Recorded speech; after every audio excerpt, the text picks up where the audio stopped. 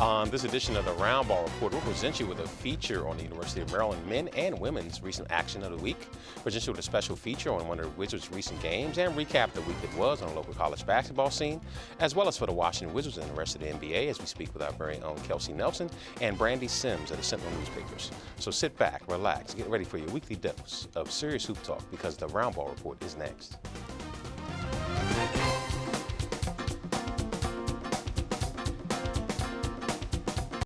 Grew up in the housing projects of Cleveland. I didn't even know that life could be any better than it was. Education for me has been a way to get away from the agony of what was normal life. I want to be able to impact the community, not just look back on where I came from, but to reach back to where I came from and pull some people up with me. My name is David, and I am your dividend.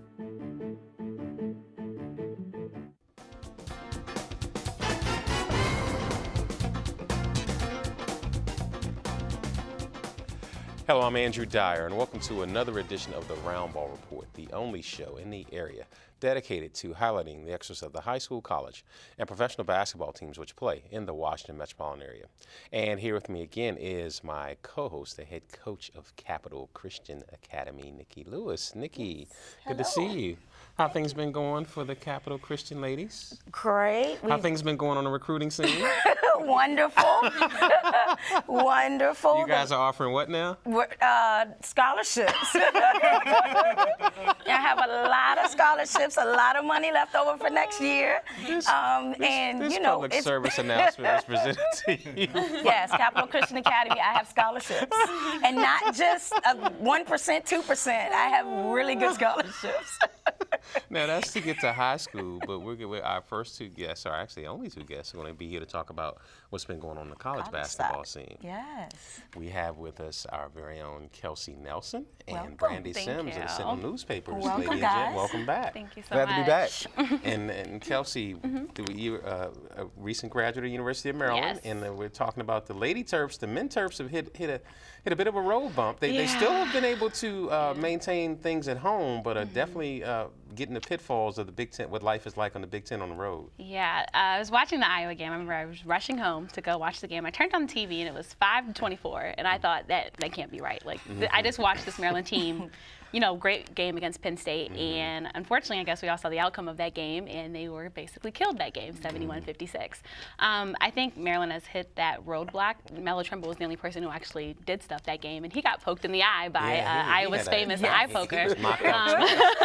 Bloody nose. And knocked out by the camera. Yeah. This is basketball, not boxing. It was not a mellow day for Melo. Exactly. No. That's a problem when your best player got injured and is still the best player. But the during good thing about it is he got out of his slump. He's dropped Right. 20 points because he had not made a basket in the last a couple of Big Ten games. Right. Even against Penn State, I saw him. He was mostly just assisting. It's like he was almost scared. So it was nice to see him get his confidence back during the Iowa game.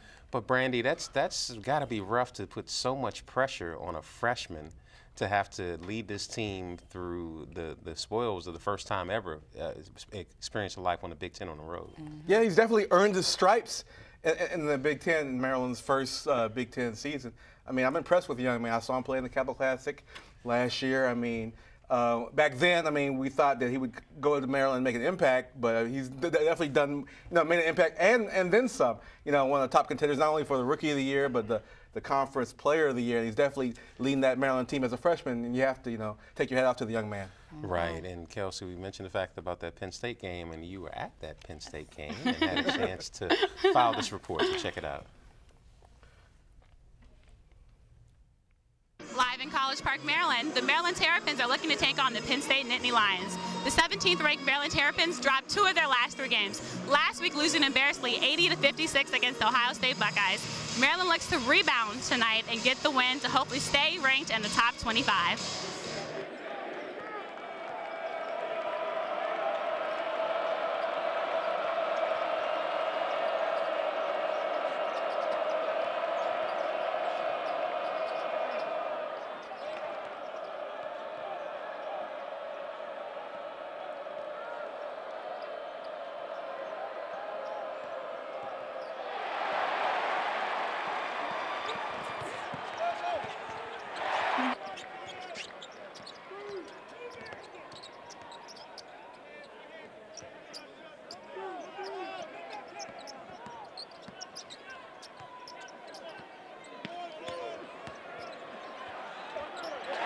After an embarrassing 80-56 loss last week, this time Maryland was able to top their Big Ten rival Penn State Nittany Lions. John Graham came up huge against his former team, and Maryland came out on top.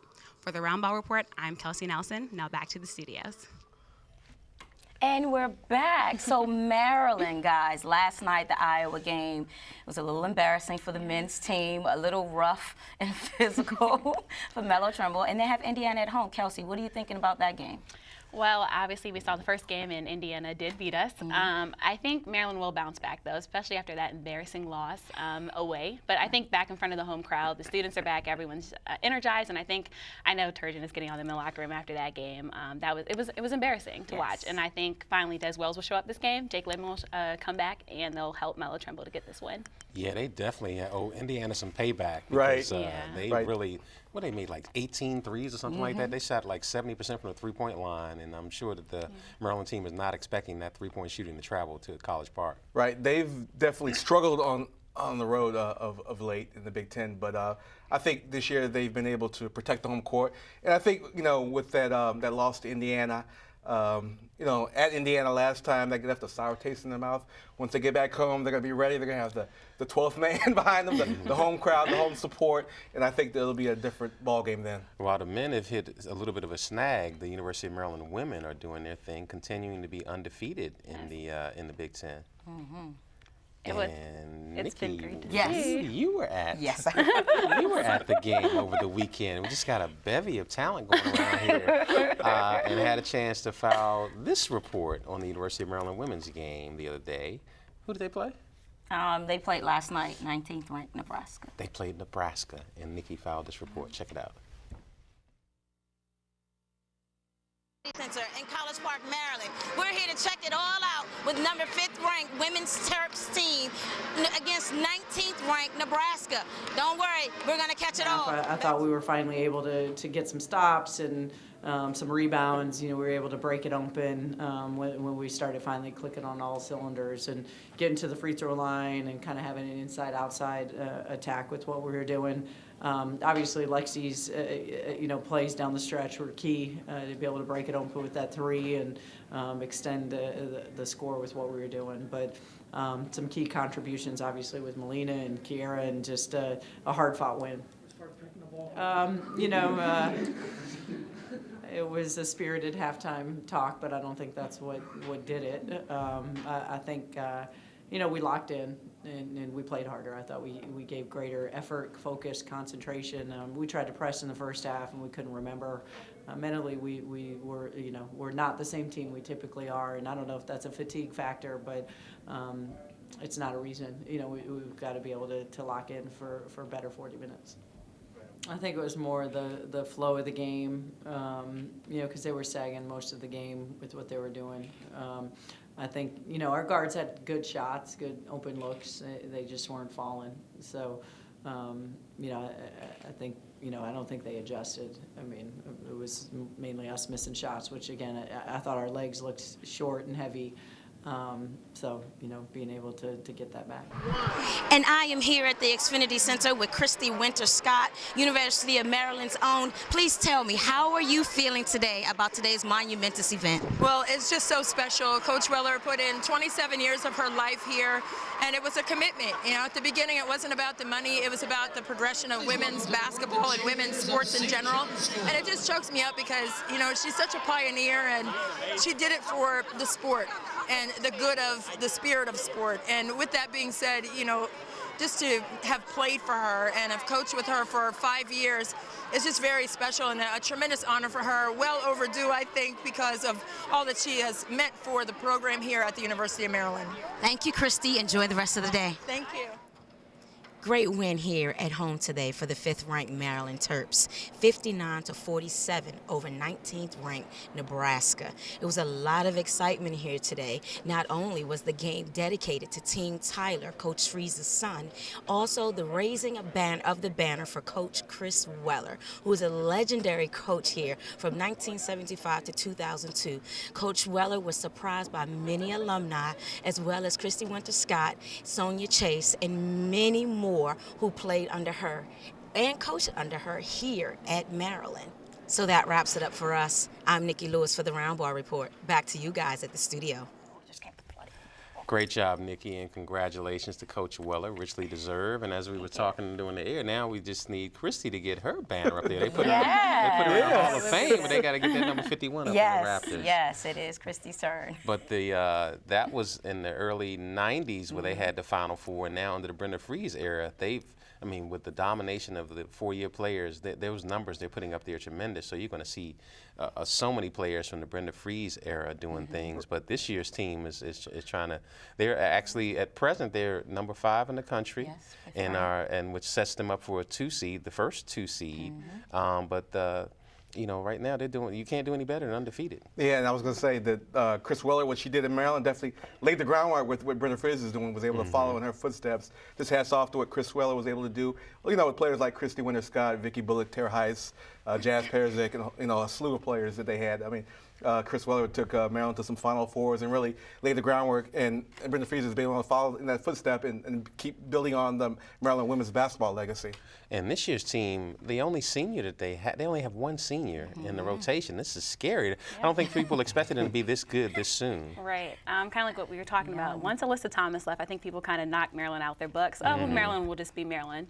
But Lexi Brown, she's the biggest name right now. She's emerged. Brianna Jones just helps to that. And I think if you watched the game yesterday, you were in shock. It was a great game, and everyone thought it was going to be a nice, close game. I think Maryland dominated that game. Brenda Fries has something very happy to be about, and Maryland will continue to build on that, like you said, because we only have one senior, which is the great thing. Right. And even though they played a great game yesterday, Coach Fries said she wants them to play better lockdown defense. She said because the games are going to get tougher from here on out, so she wants them to take advantage of games like this where you're going to come out and dominate and just lock down from whistle to whistle from the beginning to the end is what she did say yesterday. She was impressed with her girls. And Brandy and of course, Nikki, you can appreciate that for a young team to have done as well as they have on the road because they actually have been through the tough part of their Big Ten schedule. They've already played at Nebraska, they played at Rutgers, and now they're getting those teams to come through here. They've got a tough game coming up at Michigan State, but they're poised to try to go through the Big Ten regular season undefeated in their first year as a member of the Big Ten. Yeah, and I think that the way they play in the ACC really prepared them for what they've been able to do in the Big Ten. Playing against teams like North Carolina, Duke.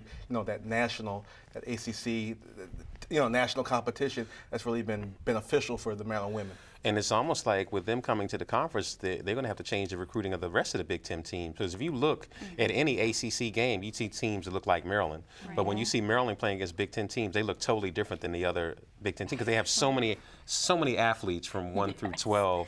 Whereas the Big Ten teams out in the Midwest, you can get some of the big-time guys to go there. But it seems like the ladies want to stay south in the Northeast. So Brenda Fries, because she left the Big Ten before from Minnesota to come to Maryland. And we see the type of players she's been able to recruit at Maryland. Right. So McDonald's All-Americans. Yes, and she has 2 girls this year who made this year's McDonald's All-American team going to Maryland. So she keeps bringing in the McDonald's All-American. Yes, Coach Yori from the Nebraska team said yesterday that she was going to come to D.C. and recruit. Brenda's going to lock the door. D.C. locked down. But they recruit, nationally, getting girls from Ohio and Alyssa Thomas from Pennsylvania. Exactly. So they've been able to expand, I guess, outside the region and get players from other parts of the country. Well, it's hard to match those facilities, especially because the women play in the same. Because some major teams they have the women play in a smaller gym, but Maryland had the biggest crowd of the season there. They had 10,000 people there yesterday. Yes. Yeah, so doing great Good things. to see. While the Maryland women have hit their stride, not only have the Maryland men struggled, Georgetown men have struggled as of late. They've lost 2 in a row, and tough time. But the thing about it is, you could accept the loss at Villanova, but to lose at home to Providence and to lose at home to Xavier, that's been the challenge, Kelsey and Brandy, and this is that part of the season where you've got to fight through because conference schedule, it doesn't matter who you play, you got to come out and bring it every night. Seems like they're Dr. Jekyll. Yes. One night they're on top, the next night, they're on the bottom. Right. But that's another sign of a team that's dependent upon 4 freshmen, where you don't have that consistency, where you expect them to have better nights at home than on the road, and they may be hitting that wall because you're not used to playing 3 or 4 times a week. Right.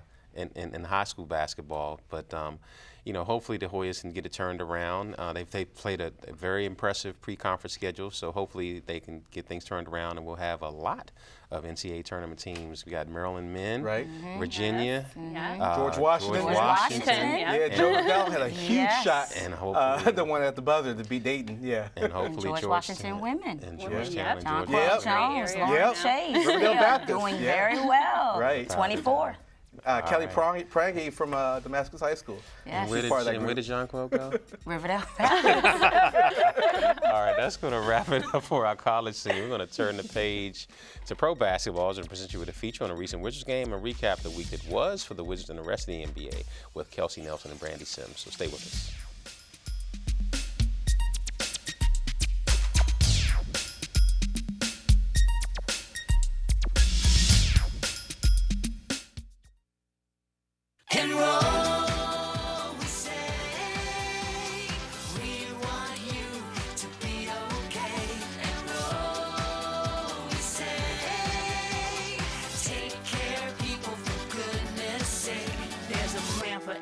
Budget, so don't accept defeat. Now you can get covered and still buy me treats. You take care of your pets. Now it's their turn to take care of you. Visit getcoveredamerica.org to learn about your health insurance options.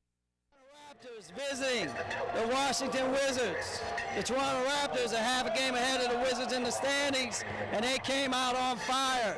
First quarter action, they shot 7 out of 8 from downtown. They were at an 87% clip from three ball.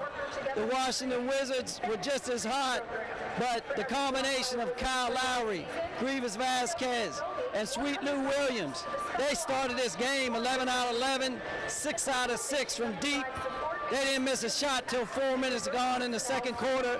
They combined for 30 points, and the Toronto bench is outscoring the Wizards bench 30-6 right now. That's a 24-point margin, and that's why the Wizards trail 65-50 at the half. I mean, they hit us with everything but the kitchen sink in the first quarter. They were 8 of 9 or 7 of 8 from 3. 11 of 18, I believe, at half, and does make another one in the second half. But they shot, like I said, they made some shots coming down the stretch. Lou threw in a couple shots late. So I mean, there's always good and bad for every game. That we've got to get better. We can't turn the ball over 22 times. It's hard for us to survive when we do that. And for the opposing team to get 31 points, off our turnovers, that puts us behind the 8 ball even more. Not to settle, and we hit a lot of threes early, and that was because of the ball penetration. But that's how we're going to be successful, by getting in the paint and looking to kick out. One other thing, you really, you got Kevin Durant out in OKC, Ron in Cleveland. This team, it's almost like Atlanta. You don't really have that one guy, that's the big name star. Right. But collectively, you had 6 guys in double figures tonight. The bench outscored them by 22. Is this team grown since last year's playoff experience? Yeah, I mean, we definitely have grown. We got, we added a couple. We added Lou, who helps our bench tremendously. But I think the team and the core have all grown. And I think throughout the season of last year and continuing into this season, it's helped our team and everyone, even coach staff, continue to grow and get better. The Washington Wizards were defeated by the Toronto Raptors 120-116 in overtime. This game went back and forth. The Wizards were down up to 20 points in this game, 16 going into the fourth quarter. They fought their way back to get this game into overtime. A set play where John Wall ran a screen roll with Nene on the right elbow, with Beal in the corner, Pierce on the wing. Wall able to find Pierce to hit the 3 ball to tie that game up at 109 and send it into overtime. But once we got into overtime, Kyle Lowry stole the show. He scored 7 points late and put Toronto over the top and gave them some distance from the Wizards for second place in the Eastern Conference. Lowry had 23, Sweet Lou Williams 19 for Toronto. John Wall just shy of a triple-double. He played at an all-star level tonight, 28 points, 12 assists, and 8 rebounds. Bradley Beal 24 points. But the key, the Toronto Raptors bench outscoring the Wizards 47-25, a 22-point margin they just were not able to overcome. So a bad news final, Toronto with the victory in overtime, sending it back to the Roundball Studios. Great job, Jimmy. And that was in the middle of a 5-game losing streak. Special thanks to Michael Lucas, our photographer, and remaining with us in studio to weigh in with their thoughts on the Wizards, who fortunately brought an end to that 5-game losing streak and are on the verge of hopefully starting a 2-game winning streak. Kelsey Nelson and Brandy Sims. And 82-game schedules, you see your peaks and valleys, but you can accept the loss at Phoenix. But you can accept the loss to Toronto, but 2 losses to Charlotte without Kemba Walker. And then they came out and played valiantly against Atlanta, but you're just not going to beat Atlanta in Atlanta, as Golden State found out. Right. But you know, and we saw Whitman tangling with the rotation. You know, scrambling as coaches do, scrambling to try to get things going. But then Bradley Beal got hurt, and that forced some guys to step up to the forefront. They were able to have a impressive victory against Brooklyn, who had actually won 3 in a row. So hopefully they've been able to you know, put a halt to the down stretch and can head into the All-Star break with some positive momentum. Yeah, I think we started that seeing the Wizards play the Magic tonight and seeing that they held the Magic from scoring until 8:28 left in the first quarter. I think was a big step for the Wizards. But obviously that Nets game just revitalized the Wizards team because after, like I said, 5-game losing streak, and now you have Bill out. But seeing Otto Porter, I think he's been the biggest thing to step up. That's been exciting, and I hope he can continue to step up. And I hope Paul Pierce honestly gets back too on his hot hand because he's honestly been slacking too. But the Wizards have the team, and obviously it's just putting it all together. And they're still 4th in the Eastern Conference, so they can do it. And the dangerous thing about their roster is the young players are the stars, but now we're seeing the dog days of the NBA season. If it took down LeBron, who's 29, you know it's going to have an impact on Andre Miller, Rasul Butler, who started out like a line, Paul Pierce. These guys are starting to drag, and they're going to have these young guys come in and spell them and give them some fresh legs. And we were seeing guys like Chris Humphrey step up to the plate. You know, I guess with Bradley Beal being out. I mean, John Wall, he's probably going to have to carry the team on his back just a little more than he hasn't been in the past. But, I mean, the Wizards are, like I said, they have a young roster with a lot of young guys, a lot of youth and energy, and guys who have endurance who can do that type of thing. And while they've been able to withstand things, Atlanta, they've come back down to earth. I don't know if that's happened before. This late into a season, the team went 17-0. The entire starting 5 were named Eastern Conference Players of the Month. Incredible month for Atlanta. They beat everyone, East, West, all comers. But you know, I still don't have my belief that they're an NBA championship caliber team. They definitely put the T in team, but. Don't look now, but the Cleveland Cavaliers are who we thought they were all of a sudden with the trades that they made and the refreshed LeBron James. They won 11 out of 12. Yeah, LeBron's LeBron. I mean, who some consider the best player in the game. LeBron, Kyrie Irving, you know, Kevin Love. I mean, there's 3 All-Stars right there, or All-Star caliber players at least. So you can't count Cleveland out of it. So are we saying with what's happening with Atlanta? I mean, Kelsey, what do you think about it? Is it a fluke? I think Atlanta, honestly, and I've been watching Atlanta, I think Atlanta is the real deal. I was having this conversation. They are. And I was having this conversation with some other people on a radio show the other day, and they thought, the Spurs, yes, they're great. We all know the Spurs. But Atlanta this is why they're getting all this spotlight and attention now, because we're scared. Right. I'm scared of the Atlanta Hawks, and I'm sure the Wizards are, because they're a team. I think that's what they bring back to basketball that I haven't seen in a while. It's great when all your players are stars and you guys are all sharing the ball, and you guys are all scoring. I mean, I don't know what better chemistry you can have to keep continuing to win games. I saw their game against Memphis last night. The one Achilles heel they do have is they're very small up front. They've got Horford and Millsap, an undersized 5 and 4.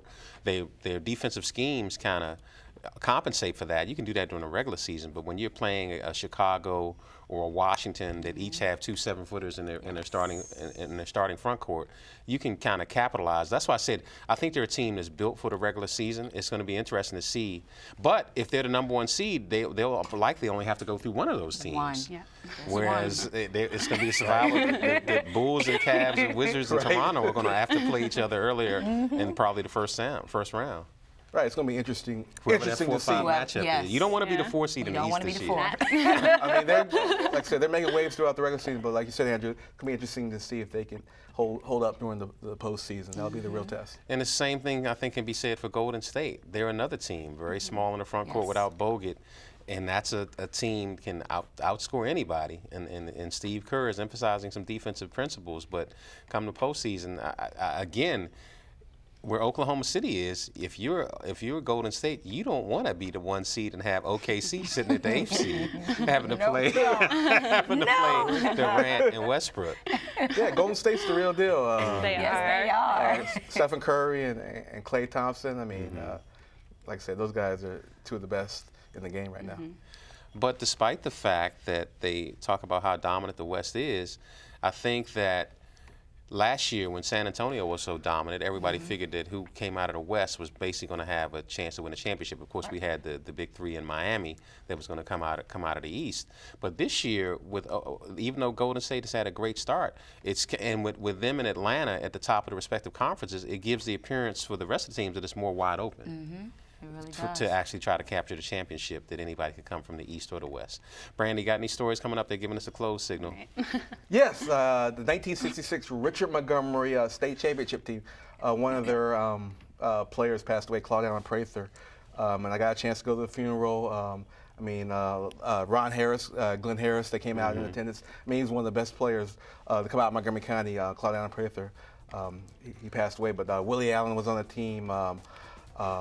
Earl Brandison. And they can catch all of your stories on the Sentinel newspapers. The Sentinel, and hit me on Twitter at BLS1969. And Kelsey, they can catch you right here on the Roundball Report. All right, that's going to do it for this edition. I know you enjoyed it. It was informative and action-packed. We can look forward for more stories on the latest going on in the high school, college, and professional basketball teams on the future shows.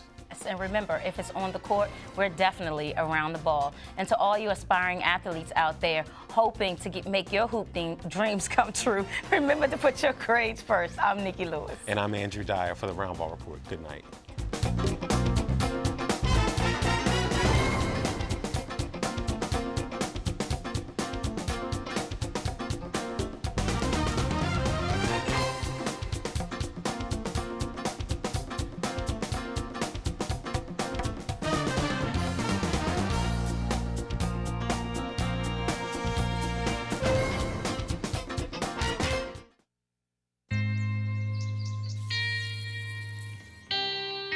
Time to wake up.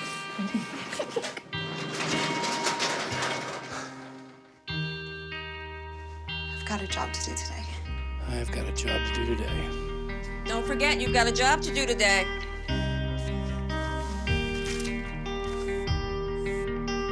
Hey, Mom. I got the job. Thanks.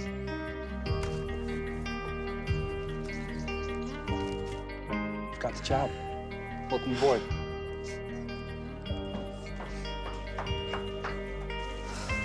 Have a good first day at work, Mom. Your donations to Goodwill fund job training programs right in your community. Feels good to start fresh, right?